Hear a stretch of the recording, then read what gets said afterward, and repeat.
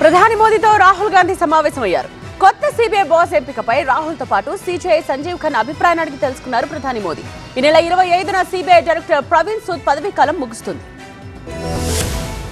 ప్రధాని మోదీతో లోక్సభలో విపక్ష నేత రాహుల్ గాంధీ సమావేశం కావడం ప్రాధాన్యతను సంతరించుకుంది.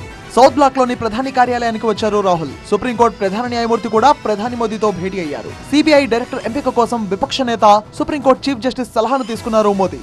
సిబిఐ డైరెక్టర్ ఎంపికపై ప్రధాని, విపక్ష నేత, సుప్రీంకోర్టు ప్రధాన న్యాయమూర్తి కలిసి నిర్ణయం తీసుకోవడం ఆనవాయితీగా వస్తోంది.